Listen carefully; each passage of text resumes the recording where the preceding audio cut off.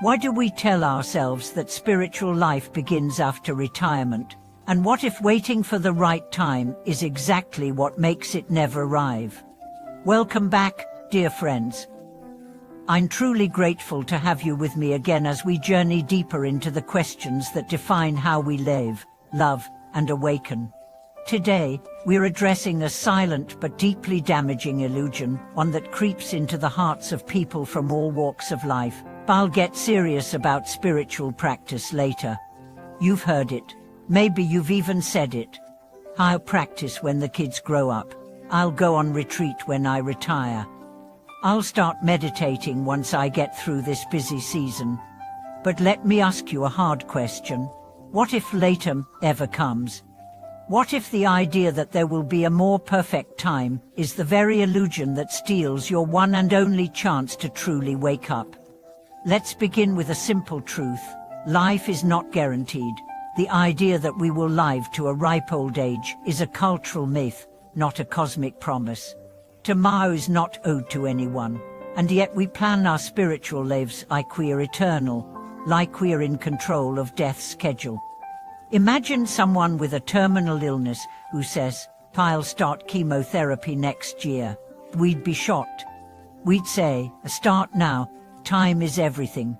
But spiritual sickness, our suffering, confusion, ignorance, is no less urgent. The pain of this life, the cycle of dissatisfaction, the grip of ego and craving, these are not minor inconveniences. They're soul-deep ailments, and the Dharma is the treatment. So why wait? You see, spiritual practice is not a retirement plan. It's not what you do when your schedule clears. It's what you do to face your schedule differently. It's what gives meaning to your work, love to your relationships, peace to your mind. And yet, how many people push it aside as if it's optional, as if waking up can be delayed like renewing a passport? Let me tell you a story. There was a man who spent his life chasing success. He built a career, a home, a reputation. He always told himself, "When I've made enough money, I'll travel to India and study meditation." Years passed. He became rich, but the stress grew too. His health declined. Finally, retired and exhausted, he booked a retreat. But when he arrived, he couldn't sit still. His mind raced. His body ached. Decades of untrained thought patterns flooded him. After 1 week, he left early, saying, "I thought it would be peaceful. I didn't know it would be this hard." And that's the trap. Spiritual practice is not easier when you're older. It's harder. Your habits are deeper. Your mind is more rigid. Your body more fragile. Your ego more entrenched. That's why the masters always say start now. Not because now is perfect, but because now is real. Because now is the only place awakening ever happens. I've met people in their 20s who said, "I'm too young for this." And I've met people in their 70s who said, "I wish I'd started when I was your age." Don't let that be your story. Think about it. When you're young, you say you're too busy. When you're older, you say you're too tired. There's always a reason to wait, but those reasons are lies. They're the voice of resistance, of ego, of fear. And the longer you listen, the louder they get. So what should you do? Start small. 5 minutes of breath awareness in the morning, 1 mantra on your commute, a single verse of scripture before bed. The path doesn't demand perfection. It demands sincerity. If you wait until you're ready, you'll wait forever. I once met a woman who had 3 children, a full-time job, and a chronically ill parent. And yet, every night, after everyone was asleep, she would sit for 10 minutes in silence. I asked her, "How do you do it?" She smiled and said, "It's not a luxury. It's oxygen." That's the truth most people miss. Spiritual practice is not an extra, it's essential. It's not what you do when life is easy. It's what makes life bearable, meaningful, transformative. For now, let's dismantle another myth that you need to go to a monastery or quit your job to be a serious practitioner. False. The Buddha never said awakening required a specific setting. He said it required mindfulness, compassion, and discipline. You can practice in a boardroom, a kitchen, a subway train.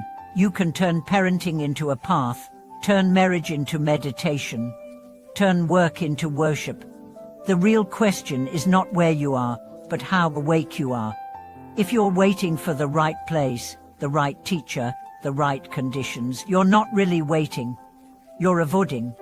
You're postponing the soul's deepest calling. For now, don't get me wrong.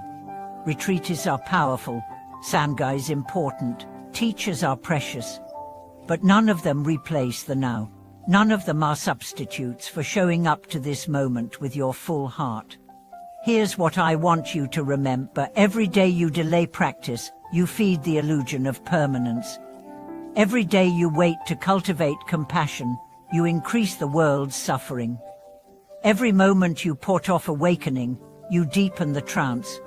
But every moment you choose presence, you dissolve illusion. Every breath you offer in awareness, you plant seeds of freedom. Every small act of devotion creates momentum that carries you forward when motivation fades. Let's be honest, spiritual practice isn't always blissful. It's not a spot treatment. It's surgery. It reveals what's hidden. It detoxes the soul. It challenges your identity. And that's why it works. Think of it like this.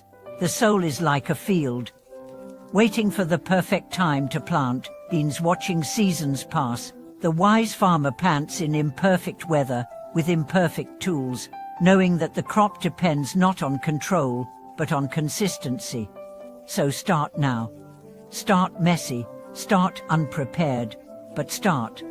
There was once a monk who said, if you want to cross the ocean, you don't wait for the waves to stop. You build a boat, you step in, and you row. And you, where is your boat? Where is your paddle? Where is your will? Don't wait for peace to begin meditating. Meditate to find peace. Don't wait for clarity to study the Dharma. Study to find clarity. Don't wait for love to open your heart. Open it, and love will find its way in.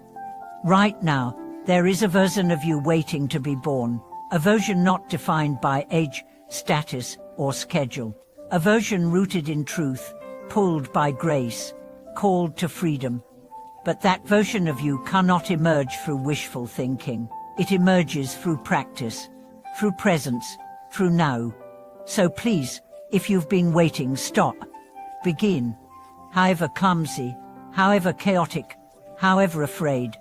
The only one way to practice is not to practice. Leave a comment and share with us, what have you been waiting for? What's your excuse? And how will you change that starting today? Subscribe to this channel, like this video, share it with someone who keeps saying someday, because someday is a fantasy, and now is a revolution. Thank you for watching this video. See you next time.